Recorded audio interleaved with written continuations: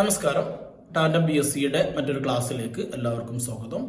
നമ്മൾ ഇന്ന് ബജറ്റുമായിട്ട് ബന്ധപ്പെട്ട എക്കണോമിക്സിന്റെ ഭാഗത്ത് വളരെ ഇമ്പോർട്ടൻ്റ് ആയിട്ടുള്ള ഒരു ടോപ്പിക്കാണ് ബജറ്റ്. ഈ ബജറ്റുമായിട്ട് ബന്ധപ്പെട്ട വളരെ പ്രധാനപ്പെട്ട ചില കാര്യങ്ങളാണ് ഡിസ്കസ് ചെയ്യാൻ വേണ്ടി പോകുന്നത്. നമ്മൾ സ്ഥിരമായിട്ട് കേൾക്കുന്നതാണല്ലേ ബജറ്റിൽ ഇന്നതിന് വില കുറച്ചു, ഇതിൻ്റെ വില കൂടി, പിന്നെ ഇന്നതിൻ്റെ വില കൂടും. ബജറ്റ് കഴിയുമ്പോൾ പറയാറുണ്ട് ഇലക്ട്രിക് വാഹനങ്ങളുടെ വില കൂടും, മരുന്നുകളുടെ ആവശ്യ മരുന്നുകളുടെ വില കുറയും. എങ്ങനെയാണ് ഒരു ബജറ്റ് കഴിയുമ്പോൾ ഇതിൻ്റെ വില കൂടുന്നത്, വില കുറയുന്നത് തുടങ്ങിയ ബജറ്റുമായിട്ട് അറിയേണ്ട വളരെ പ്രധാനപ്പെട്ട ചില കാര്യങ്ങളാണ് നമ്മൾ ഇന്നത്തെ ക്ലാസ്സിൽ ഡിസ്കസ് ചെയ്തിട്ടുള്ളത്. എന്താണ് ബജറ്റ് എന്നുള്ളതിനെ കുറിച്ചുള്ള ഒരു ബേസിക് ആയിട്ടുള്ള കാര്യങ്ങളാണ് നമ്മൾ ഡിസ്കസ് ചെയ്യാൻ വേണ്ടി പോകുന്നത്. അപ്പോൾ നമുക്ക് സമയം കളയാതെ നേരെ ക്ലാസ്സിലേക്ക് പോകാം. അപ്പോൾ എന്താണ് ബജറ്റ്? എന്താണ് ഒരു ബജറ്റ് എന്ന് പറഞ്ഞു കഴിഞ്ഞാൽ നമുക്കറിയാം, വരുന്ന ഒരു വർഷത്തേക്കുള്ള വരവുകളും ചെലവുകളും, പ്രതീക്ഷിത ചെലവുകളും അതേപോലെ പ്രതീക്ഷിത വരവുകളും അതിൻ്റെ ബാലൻസും ഒക്കെ ഉള്ള ഒരു ഫിനാൻഷ്യൽ സ്റ്റേറ്റ്മെന്റ് ആണ് ഈ ബജറ്റിലെ. ഓരോ ഗവൺമെന്റും ഓരോ വർഷവും അടുത്ത സാമ്പത്തിക വർഷത്തേക്കുള്ള ബജറ്റ് തയ്യാറാക്കും. കേന്ദ്ര ഗവൺമെന്റും വ്യത്യസ്ത സംസ്ഥാന ഗവൺമെന്റുകളും അതേപോലെ തദ്ദേശ സ്ഥാപനങ്ങളൊക്കെ ഈ ബജറ്റ് തയ്യാറാക്കാറുണ്ട്. ഈ ബജറ്റ് എന്ന് പറഞ്ഞു കഴിഞ്ഞാൽ ഒന്നുമില്ല, വരുന്ന ഒരു വർഷത്തേക്ക് മൊത്തം എത്ര വരുമാനം വരും, എത്ര ചെലവ്, ഏതൊക്കെ മേഖലയിൽ എത്രയൊക്കെ പൈസ ചെലവാക്കേണ്ടി വരും, എത്ര ബാക്കി വരും, അല്ലെങ്കിൽ ഇനി നമ്മുടെ റവന്യൂ അതിന് മാത്രം പര്യാപ്തമല്ലെങ്കിൽ എവിടെ നിന്ന് നമ്മൾ ഇതിന് വരുമാനം കണ്ടെത്തും, അതിന് ഏതൊക്കെ നികുതി കൂട്ടും തുടങ്ങിയ കാര്യങ്ങളൊക്കെയാണ് നമ്മൾ ബജറ്റിൽ ഡിസ്കസ് ചെയ്യുന്നത്, ബജറ്റിൽ ഇൻക്ലൂഡ് ചെയ്യുന്നത്. അപ്പോൾ അതുകൊണ്ടാണ് നമ്മൾ പറയുന്നത് ബജറ്റ് കഴിയുമ്പോൾ ഇലക്ട്രിക് വാഹനങ്ങളുടെ വില കൂടും അല്ലെങ്കിൽ ഇന്ന സാധനത്തിന് വില കുറയും എന്നൊക്കെ പറയാൻ കാരണം, അതായത് അടുത്തൊരു വർഷത്തേക്ക് മുന്നോട്ട് പോകണമെങ്കിൽ ഒരു പക്ഷെ ചില നികുതികളൊക്കെ, ടാക്സ് ഒക്കെ കൂട്ടേണ്ടി വരും. ചില ടാക്സുകൾ ഒഴിവാക്കും, ചില ടാക്സുകൾ കുറക്കും. അങ്ങനെ ഒരുപാട് സംഗതികൾ, ഒരുപാട് മാറ്റങ്ങൾ വരുത്തിക്കൊണ്ടാണ് ഒരു വർഷത്തേക്കുള്ള ബജറ്റ് തയ്യാറാക്കുക. അപ്പോൾ ഈ പറയുന്ന ബജറ്റ് എന്ന് പറയുന്ന ഈ ഒരു ടേം ഇന്ത്യൻ ഭരണഘടനയിൽ പറഞ്ഞിട്ടുണ്ടോ? ബജറ്റ് എന്ന് പറയുന്ന ഒരു ടേം ഇന്ത്യൻ ഭരണഘടനയിൽ പറഞ്ഞിട്ടില്ല. ബജറ്റ് എന്നൊരു വാക്ക് ഇന്ത്യൻ ഭരണഘടനയിലില്ല. പകരം ആനുവൽ ഫിനാൻസ് സ്റ്റേറ്റ്മെന്റ് അഥവാ AFS എന്ന വാക്കാണ് ഭരണഘടനയിലുള്ളത്. ഇപ്പൊ ഭരണഘടനയിൽ ബജറ്റ് പറഞ്ഞിട്ടില്ല എന്നല്ല, ബജറ്റ് എന്ന വാക്ക് ഉപയോഗിച്ചിട്ടില്ല, പകരം ഉപയോഗിച്ചത് എന്താണ്? Annual finance statement. സംഭവം ഒന്ന് തന്നെയാണ്, ബജറ്റ് തന്നെയാണ് ഈ ആനുവൽ ഫിനാൻസ് സ്റ്റേറ്റ്മെന്റ് അല്ലെങ്കിൽ AFS എന്ന് പറയുന്നത്. അതായത് ഒരു വർഷത്തെ പ്രതീക്ഷിത വരവ്, പ്രതീക്ഷിത ചെലവ് ഇതെല്ലാം കൂടി ഉൾപ്പെടുത്തിയിട്ടുള്ള ഒരു ഫിനാൻഷ്യൽ സ്റ്റേറ്റ്മെന്റ് ആണ് ഈ ബജറ്റ്. മിക്കവാറും ഒരു സാമ്പത്തിക വർഷം തുടങ്ങുന്നതിന് മുമ്പ് തന്നെ, പ്രത്യേകിച്ച് കേന്ദ്ര ബജറ്റ് അവതരിപ്പിക്കുന്നത് ഇപ്പോൾ ഫെബ്രുവരി 1-ാം തീയതിയാണ്. നേരത്തെ ഫെബ്രുവരിയിലെ അവസാന ഡേറ്റിനായിരുന്നു ഫെബ്രുവരി 28 അല്ലെങ്കിൽ 29 ഉണ്ടെങ്കിൽ, ലീപ് ഇയർ ആണെങ്കിൽ 29-നായിരുന്നു നേരത്തെ ബജറ്റ് അവതരിപ്പിച്ചിരുന്നത്. ഇപ്പോൾ ഫെബ്രുവരി 1-ാം തീയതിയാണ് ഇപ്പോൾ ബജറ്റ് അവതരിപ്പിക്കുന്നത്. അതായത് ഏപ്രിൽ 1 മുതൽ തുടങ്ങുന്ന നമുക്കറിയാം ഇന്ത്യയിൽ സാമ്പത്തിക വർഷമായിട്ട് കണക്കാക്കുന്നത് ഏപ്രിൽ 1 മുതൽ മാർച്ച് 31 വരെയാണ് അല്ലെ. അപ്പൊ ഈ ഏപ്രിൽ 1-ന് സ്റ്റാർട്ട് ചെയ്യുന്ന ഫിനാൻഷ്യൽ ഇയറിലേക്ക് ബജറ്റ് ഈ ഫെബ്രുവരി 1-ാം തീയതി തന്നെ പ്രസന്റ് ചെയ്യും. അങ്ങനെയാണ് അത് വരുന്നത്. ക്ലിയർ ആയിട്ടുണ്ടാവുമെന്ന് വിചാരിക്കുന്നു. അപ്പൊ ഈ ബജറ്റ് നമ്മൾ പറഞ്ഞു, ബജറ്റ് എന്നല്ല ആനുവൽ ഫിനാൻസ് സ്റ്റേറ്റ്മെന്റ് എന്നാണ് ഇന്ത്യയുടെ ഭരണഘടനയിൽ ഉള്ളതെന്ന് പറഞ്ഞു അല്ലെ. ഭരണഘടനയിൽ ഏത് ആർട്ടിക്കിളിലാണ് ഈ ആനുവൽ ഫിനാൻസ് സ്റ്റേറ്റ്മെന്റിനെ കുറിച്ച് പറയുന്നത് എന്ന് കൂടി നമ്മളൊന്ന് മനസ്സിലാക്കി വെക്കണം. ആർട്ടിക്കിൾ 112-ലാണ് എന്ന് പറയുന്നത് ഈ ആനുവൽ ഫിനാൻസ് സ്റ്റേറ്റ്മെന്റിനെ കുറിച്ച് പറയുന്നത്. ആർട്ടിക്കിൾ 112-ലാണ് ആനുവൽ ഫിനാൻസ് സ്റ്റേറ്റ്മെന്റിനെ കുറിച്ച് പറയുന്നത്. ഈ ബഡ്ജറ്റ് അവിടെ നമ്മൾ നേരത്തെ പറഞ്ഞിട്ടുള്ള പോയിന്റ് അവിടെ ഒരു സ്റ്റേറ്റ്മെന്റ് ആയിട്ട് പറയുന്നുണ്ട്. Budget is A statement covering estimated expenditure and receipts for the government in India in A financial. ഒരു സാമ്പത്തിക വർഷം ഗവൺമെന്റിന് ഉള്ള പ്രതീക്ഷിത വരവുകളും ചെലവുകളുമുള്ള ഒരു സ്റ്റേറ്റ്മെന്റ് ആണ് ബജറ്റ് എന്ന് നമ്മൾ നേരത്തെ ഡിസ്കസ് ചെയ്തിട്ടുള്ള കാര്യം തന്നെയാണ്. Other than the budget contains estimated revenue and capital receipts ways to increase revenues. അത് നമ്മൾ നേരത്തെ പറഞ്ഞിട്ടുള്ളതാണ് അല്ലെ. അതായത് പ്രതീക്ഷിത വരവും പ്രതീക്ഷിത ചെലവും മാത്രമല്ല, ഈ വരുമാനം കൂട്ടാനുള്ള ചില മാർഗങ്ങൾ നമ്മൾ നേരത്തെ പറഞ്ഞതുപോലെ ഇപ്പൊ ഇലക്ട്രിക് വാഹനങ്ങളുടെ നികുതി കൂട്ടുക, അല്ലെങ്കിൽ ഇപ്പൊ കഴിഞ്ഞ ബജറ്റിൽ എന്ത് ചെയ്തു, ഈ ഡീസൽ വാഹനങ്ങളുടെ പഴയ ഡീസൽ വാഹനങ്ങൾക്ക് ഇത് ചെയ്യുമ്പോൾ ടാക്സ് റിന്യൂ ചെയ്യുമ്പോൾ 50% ടാക്സ് കൂട്ടിക്കൊണ്ടുള്ള ഒരു നിയമമുണ്ട്. അപ്പോൾ ആ രീതിയിൽ ടാക്സ് കൂട്ടുക. അതേപോലെ ഇൻകം ടാക്സിന്റെ പരിധി കൂട്ടി. അതായത് നേരത്തെ 8 ലക്ഷം രൂപ വാർഷിക വരുമാനമുള്ള ആളുകൾ ഇൻകം ടാക്സ് അടക്കേണ്ടിയിരുന്നു. ഈ ഒരു പുതിയ ബജറ്റോട് കൂടി അത് 12 ലക്ഷമായിട്ട് കൂട്ടുന്നുണ്ട്. അങ്ങനെ ചിലയിടത്ത് നികുതി കുറക്കും. കാരണം ഇൻകം ടാക്സിന്റെ പരിധി കൂട്ടുക എന്ന് പറഞ്ഞാൽ അവിടെ നികുതി കുറയാണ് ചെയ്യുന്നത് അല്ലേ. കാരണം 8 ലക്ഷം ഉള്ള ആളുകൾ വാർഷിക വരുമാനം 8 ലക്ഷമുള്ള ആളുകൾ നികുതി അടച്ചിരുന്നിടത്ത് 12 ലക്ഷമുള്ള മുതലത്തിന് മുകളിലുള്ള ആളുകളെ നികുതി അടക്കുന്നുള്ളൂ ഇനി. അപ്പോൾ നികുതി വരുമാന ഇനത്തിൽ കുറയാണ്. അപ്പൊ ചില ഇടങ്ങളിൽ നികുതി കുറക്കും, അത് മറ്റിടത്ത് കൂട്ടും. അപ്പൊ എല്ലായിടത്തും കൂട്ടല്ല ചെയ്യുക, ചിലപ്പോൾ കുറക്കും, ചിലപ്പോൾ കൂട്ടും. ആ രീതിയിലാണ്. അപ്പൊ നികുതി കൂടുമ്പോഴാണ് വാഹനങ്ങളുടെ വില കൂടുന്നൊക്കെ പറയുന്നത്. ഇലക്ട്രിക് വാഹനങ്ങളുടെ വില കൂടാനുള്ള കാരണം ചിലപ്പോൾ ബാറ്ററിക്ക് ടാക്സ് കൂട്ടിയിട്ടുണ്ടാവും. ഇലക്ട്രിക് വാഹനങ്ങൾ ഉപയോഗിക്കുന്ന ബാറ്ററിക്ക് ടാക്സ് കൂട്ടുക സ്വാഭാവികമായിട്ടും എന്ത് ചെയ്യും, പിന്നെ ഇലക്ട്രിക് വാഹനങ്ങൾക്ക് വില കൂടും. ചിലപ്പോൾ മൊബൈൽ ബാറ്ററിന്റെ വില കുറക്കും, ടാക്സ് കുറക്കും. അപ്പൊ എന്ത് ചെയ്യും, മൊബൈലിന് വില കുറയും.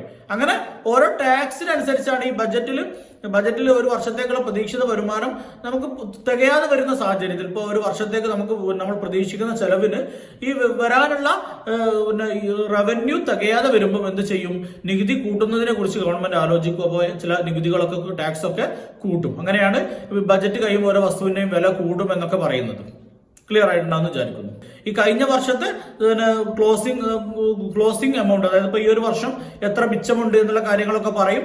അതായത് ബജറ്റിൽ നിന്ന് അടുത്ത വർഷം വരാൻ പോകുന്ന വരുമാനത്തിലേക്ക് കൂടാനുള്ള ഒരു സംഖ്യയാണ് ഈ വർഷത്തെ ക്ലോസിംഗ് ബാലൻസ് അല്ലെ. ഇപ്പൊ 2023-24 ഇപ്പൊ നിലവിലുള്ളത് 2024-25 സാമ്പത്തിക വർഷമാണ്. ഈ 2023-24 ക്ലോസിംഗ് ബാലൻസ് ആണ് 2024-25 ഓപ്പണിംഗ് ആയിട്ട് വരും. അത് കഴിഞ്ഞ വർഷം എത്ര പൈസ ബാക്കിയുണ്ടോ, ഗവൺമെന്റ് അടുത്ത് ബാക്കിയുണ്ടോ, അത് ഈ വർഷം വരുമാനത്തോടു കൂടി കൂട്ടണം അല്ലെ.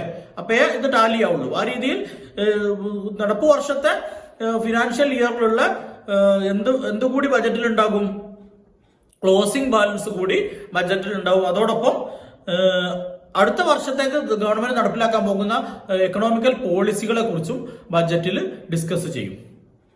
അപ്പൊ ബജറ്റിൽ എന്തൊക്കെയുള്ളതെന്നുള്ളത് ഒന്ന് എല്ലാം കൂടി ബൈഹാർട്ട് ചെയ്ത് വെക്കണം എന്നില്ല, നിങ്ങൾ ജസ്റ്റ് ഒന്ന് മനസ്സിലാക്കി വെച്ചാൽ ബജറ്റിൽ എന്തൊക്കെ ഉണ്ടാവുക എന്നുള്ളത്. അടുത്തൊരു വർഷത്തെ പ്രതീക്ഷിത വരവുണ്ടാവും, പ്രതീക്ഷിത ചെലവുണ്ടാവും. ഇനി ഏതൊക്കെ മാർഗത്തിലാണ് വരവ് കൂട്ടാനുള്ളത് എന്നുള്ള പ്രപ്പോസൽസ് ഉണ്ടാകും. അതോടൊപ്പം അടുത്തൊരു വർഷം ഗവൺമെന്റിന്റെ പോളിസി എന്തായിരിക്കും എന്നുള്ളതാണ്, എന്തൊക്കെയാണ് ഈ പറയുന്ന ഇതിലുള്ളത്. അതേപോലെ ഈ വർഷത്തെ ക്ലോസിംഗ് ബാലൻസ് ഒക്കെ ബജറ്റിൽ ഉൾപ്പെടുത്തും.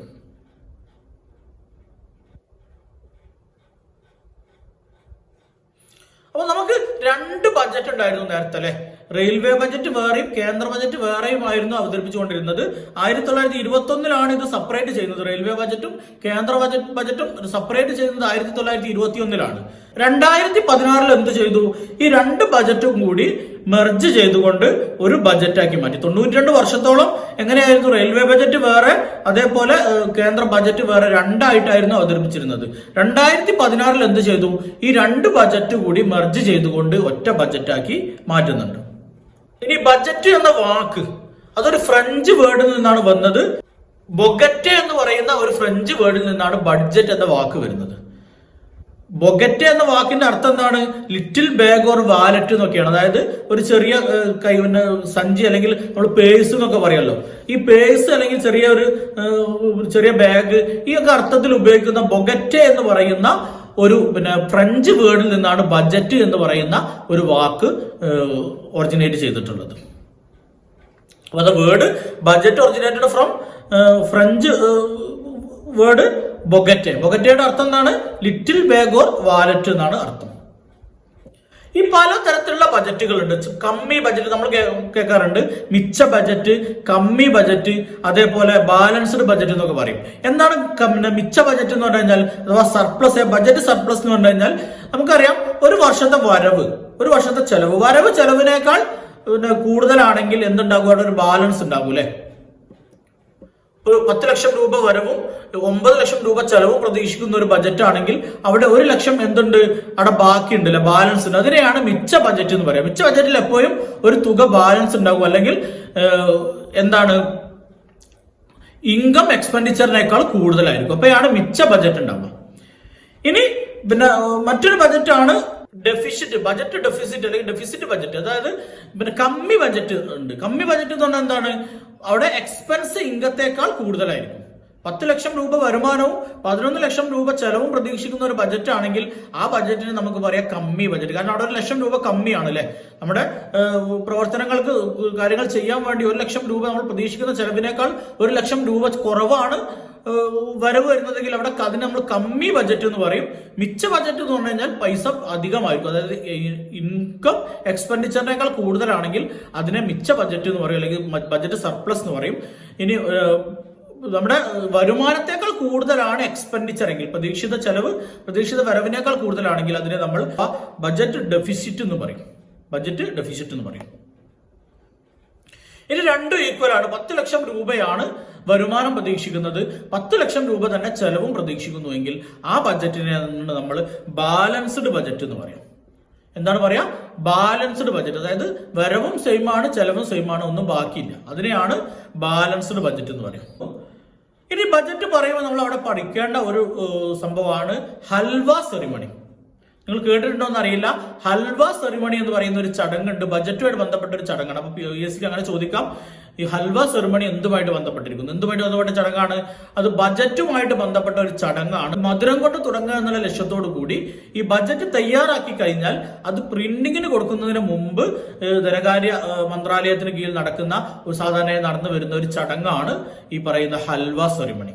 നമ്മുടെ കേന്ദ്ര ധനമന്ത്രി നിർമ്മല സീതാരാമൻ ആണ് എന്നുള്ളത് എല്ലാവർക്കും അറിയാവുന്ന ഒരു പോയിന്റ് ആണ് അല്ലെ. ഇനി നമ്മൾ അവിടെ പഠിക്കാനുള്ളത് 2 ടൈപ്പ് ഓഫ് അക്കൗണ്ട്സ് ആണ്. 2 ടൈപ്സ് ഓഫ് അക്കൗണ്ട്സ്. ഏതൊക്കെയാണ് 2 ടൈപ്പ് അക്കൗണ്ട്? ഒന്ന് റവന്യൂ അക്കൗണ്ട് എന്ന് പറയും. റവന്യൂ അക്കൗണ്ട് ഉണ്ട്. മറ്റൊന്ന് ക്യാപിറ്റൽ അക്കൗണ്ട്.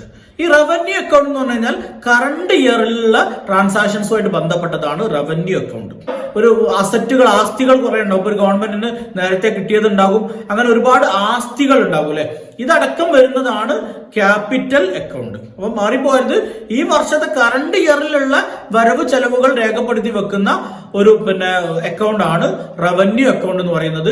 ക്യാപിറ്റൽ അക്കൗണ്ട് എന്ന് പറഞ്ഞു കഴിഞ്ഞാൽ മൊത്തം ഗവൺമെന്റ് അസറ്റുകളൊക്കെ രേഖപ്പെടുത്തുന്ന അക്കൗണ്ട് ആണ് capital account. Revenue account is used to determine a business revenue surplus or deficit. അപ്പൊ ഈ റവന്യൂ അക്കൗണ്ട് നോക്കിയാലേ നമുക്ക് അറിയാൻ പറ്റുള്ളൂ ഈ മെച്ചത്തിലാണോ, ഈ ബിസിനസ് കച്ചവടത്തിന്റെ കാര്യമാണെങ്കിൽ അല്ലെങ്കിൽ ഗവൺമെന്റ് കാര്യത്തിലാണെങ്കിലും ഇത് കമ്മിയാണോ അല്ലെങ്കിൽ മിച്ചാണോ എന്നുള്ളതൊക്കെ അറിയണമെങ്കിൽ ഈ റവന്യൂ അക്കൗണ്ട് നോക്കണം. അത് അസറ്റും ലയബിലിറ്റിയും ഒക്കെ ആയിട്ട് ബന്ധപ്പെട്ട് കിടക്കുന്ന ഒരു അക്കൗണ്ട് ആണ് ക്യാപിറ്റൽ അക്കൗണ്ട്. അസറ്റ് എന്ന് പറഞ്ഞാൽ നമുക്ക് ലഭിക്കാനുള്ളത്, അതേപോലെ നമുക്ക് എന്താ പറയാ, ഇപ്പൊ വിലപിടിപ്പുള്ള വസ്തുക്കളൊക്കെ അസറ്റായിട്ട് കണക്കാക്കാം.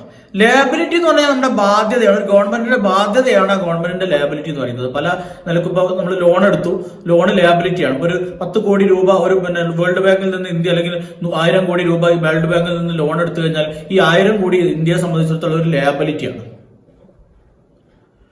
അല്ലെങ്കിൽ ഇന്ത്യ ഗവൺമെന്റ് കൊണ്ടുപോയിട്ട് 100 കോടി എവിടെയെങ്കിലും ഇൻവെസ്റ്റ് ചെയ്തു, ആ ഇൻവെസ്റ്റ് ചെയ്ത് കഴിഞ്ഞാൽ അതെന്താണ്? അതൊരു അസറ്റാണ്. ഇനി ഈ ബഡ്ജറ്റ് എന്ന് പറയുന്ന ആ ഒരു ഐഡിയ, ഒരു ആശയം ആദ്യമായിട്ട് മുന്നോട്ട് വെക്കുന്നത് ഇന്ത്യയിൽ ലോർഡ് കാനിങ് ആണ്. എന്നാൽ ഇന്ത്യൻ ബജറ്റിന്റെ പിതാവ് എന്നറിയപ്പെടുന്നത് PC മഹലനോബിസ് ആണ്. മാറിപ്പോരുത്. അപ്പൊ നമ്മൾ കൂടെ റിവേഴ്സ് ചെയ്തൊരു കാര്യം പിടിക്കുക. തിരുവിതാംകൂറിൽ പതിവ് കണക്ക് എന്ന പേരിൽ ഒരു കണക്കുണ്ടായിരുന്നു അല്ലെ. മാർത്താണ്ഡവർമ്മയാണ് പതിവ് കണക്ക് തുടങ്ങിയത്. ഏകദേശം ബജറ്റിന്റെ മറ്റൊരു രൂപമാണ് ഈ പതിവ് കണക്ക്. അപ്പോൾ തിരുവിതാംകൂറിൽ മാർത്താണ്ഡവർമ്മ എന്തുണ്ടായിരുന്നു? അപ്പോൾ ഇവിടെ കേരളം പ്രഭുക വരുന്നതിന് വർഷങ്ങൾക്ക് മുമ്പാണ്. 1729 മുതലാണ് 1758 വരെയാണല്ലോ മാർത്താണ്ഡവർമ്മയുടെ കാലഘട്ടം നമുക്കറിയാം. അപ്പൊ ആ കാലഘട്ടത്തിൽ തന്നെ അവിടെ ഒരു പതിവ് കണക്ക് എന്ന് പറയുന്ന ഒരു സംവിധാനം ഉണ്ടായിരുന്നു. ഈ ബജറ്റിനോട് സമാനമായിട്ടുള്ള ഒരു സംവിധാനം ഉണ്ടായിരുന്നു. അതുകൂടി നമ്മൾ റിവൈസ് ചെയ്യുമ്പോൾ പതിവ് കണക്ക് ആരംഭിച്ചതാരാണ്? മാർത്താണ്ഡവർമ്മയാണെന്നുള്ള കാര്യം ഒന്ന് ഓർത്തു വെക്കാം. ഇന്ത്യയിൽ ആദ്യമായിട്ട് ബജറ്റ് അവതരിപ്പിക്കുന്നത് ആരാണ്? അത് ജെയിംസ് വിൽസൺ ആണ്. 1859 ജെയിംസ് വിൽസൺ ആണ് ഇന്ത്യയിൽ ആദ്യമായിട്ട് ബജറ്റ് അവതരിപ്പിക്കുന്നത്. എന്നാൽ സ്വാതന്ത്ര്യം കിട്ടിയ ശേഷം ഇന്ത്യക്ക് ആദ്യ ബജറ്റ്, അല്ലെങ്കിൽ സ്വതന്ത്ര ഇന്ത്യയിലെ ആദ്യത്തെ ബജറ്റ് അവതരിപ്പിക്കുന്നത് RK ഷൺമുഖം ചെട്ടിയാണ്. എന്നാൽ ഇന്ത്യയുടെ ഭരണഘടന പാസ്സാക്കപ്പെട്ടു 1950 ജനുവരി 26. അതോടെ കൂടെ ഇന്ത്യ ഒരു റിപ്പബ്ലിക്കുമായി അല്ലേ.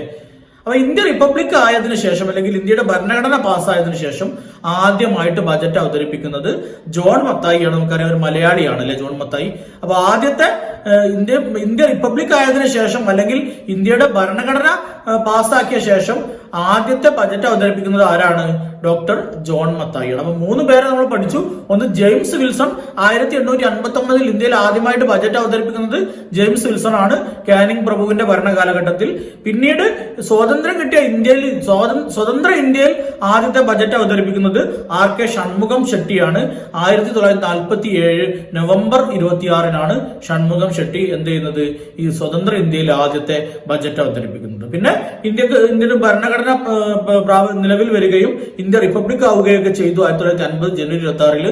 അതുകൊണ്ട് തന്നെ അതിനുശേഷം ഈ ജനുവരി 26 ശേഷം 1950 ജനുവരി 26 ശേഷം ആദ്യമായിട്ട് ബജറ്റ് അവതരിപ്പിക്കുന്നത് ആരാണ്? ജോൺ മത്തായിയാണ്. ക്ലിയർ ആയിട്ടുണ്ടാവുമെന്ന് വിചാരിക്കുന്നു.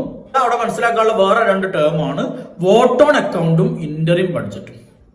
എന്താണ് വോട്ട് ഓൺ അക്കൗണ്ട്, അതേപോലെ interim budget? Vote on account എന്ന് പറഞ്ഞു കഴിഞ്ഞാൽ നമുക്കറിയാം, ഞാൻ നേരത്തെ പറഞ്ഞു, ഒരു ബജറ്റ് പാസ്സാക്കുക എപ്പോഴും ഒരു സാമ്പത്തിക വർഷം തുടങ്ങുന്നതിന് മുമ്പ്. ഇപ്പൊ 2025-26 സാമ്പത്തിക വർഷം ഈ ഏപ്രിൽ 1 മുതൽ തുടങ്ങാൻ പോവുകയാണ്.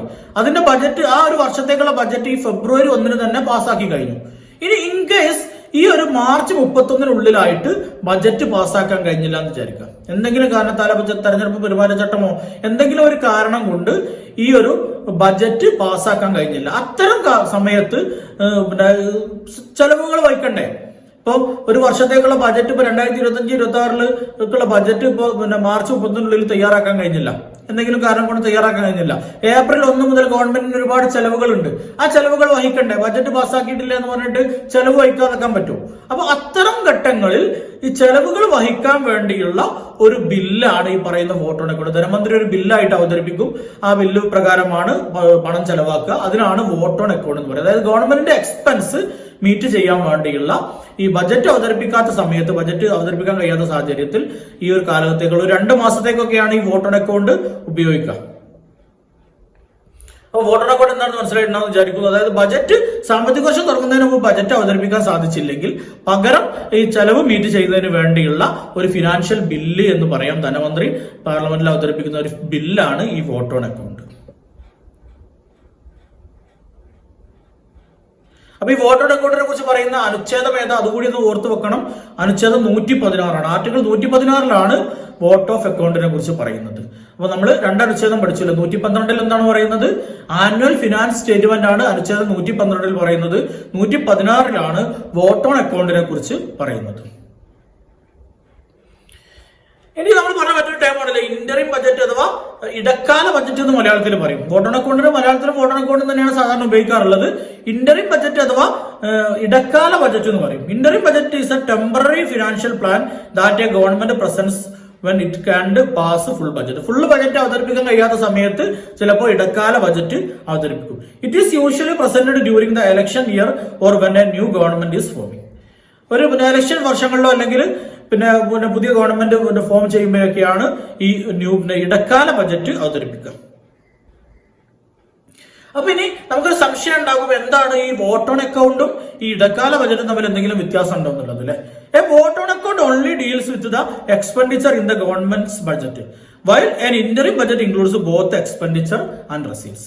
ഇന്ററിം ബജറ്റും വോട്ട് ഓൺ അക്കൗണ്ടും തമ്മിലുള്ള വ്യത്യാസം, വോട്ട് ഓൺ അക്കൗണ്ട് എന്ന് പറഞ്ഞു കഴിഞ്ഞാൽ അതിൽ എക്സ്പെൻഡിച്ചർ മാത്രമേ ഈ വോട്ട് ഓൺ അക്കൗണ്ടിൽ ഉണ്ടാകുള്ളൂ. എന്നാൽ ഇടക്കാല ബജറ്റിൽ എന്തുണ്ടാകും? ഇൻകവും എക്സ്പെൻസും ഉൾപ്പെടും. അപ്പൊ രണ്ടും ഇടക്കാലത്തേക്ക് അല്ലെങ്കിൽ ഒരു ബജറ്റ് പൂർണ്ണമായിട്ടൊരു ബജറ്റ് അവതരിപ്പിക്കാൻ കഴിയാത്ത സാഹചര്യത്തിലാണ് ഇത് രണ്ടും ഉണ്ടാവുക. ഇടക്കാല ബജറ്റിൽ എന്തുണ്ടാകും? വരവും ചെലവും ഉണ്ടാകും. എന്നാൽ ഈ വോട്ട് ഓൺ അക്കൗണ്ടിൽ എന്ത് മാത്രമേ ഉണ്ടാവുള്ളൂ? ചെലവ് മാത്രമേ ഉണ്ടാവുള്ളൂ. അതായത് ഈ ബജറ്റ് അവതരിപ്പിക്കുന്നത് വരെയുള്ള ചെലവ് മീറ്റ് ചെയ്യാൻ വേണ്ടിയുള്ള ഒരു ബില്ലാണ് ഈ വോട്ട് ഓൺ അക്കൗണ്ട്. അപ്പൊ അതിൽ ചെലവ് മാത്രമേ ഉണ്ടാവുള്ളൂ. എന്നാൽ ഇടക്കാല ബജറ്റിൽ ചെലവും വരവും ഉണ്ടാവും. ആ രീതിയിൽ നിങ്ങളൊന്ന് മനസ്സിലാക്കി വെക്കുക.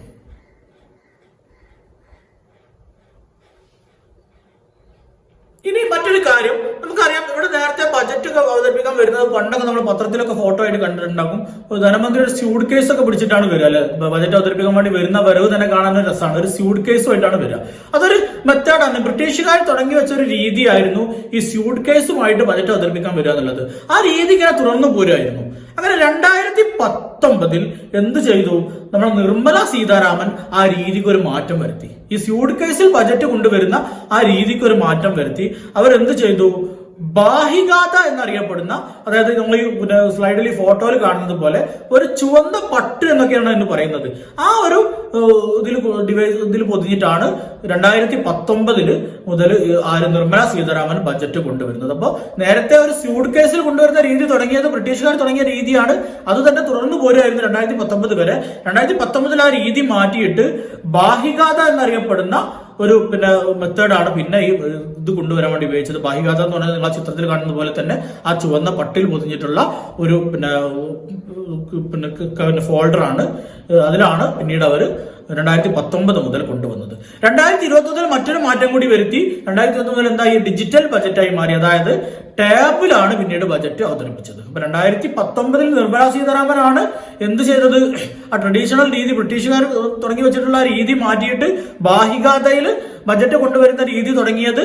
പിന്നെ 2021 നിർമ്മലാ സീതാരാമൻ തന്നെയാണ് ടാബിലേക്ക് ഇത് മാറ്റിയത്. അപ്പൊ ഇതൊക്കെയാണ് ബജറ്റുമായിട്ട് ബന്ധപ്പെട്ട് ബേസിക് ആയിട്ട് നമ്മൾ പഠിച്ചു വെക്കേണ്ട കാര്യം.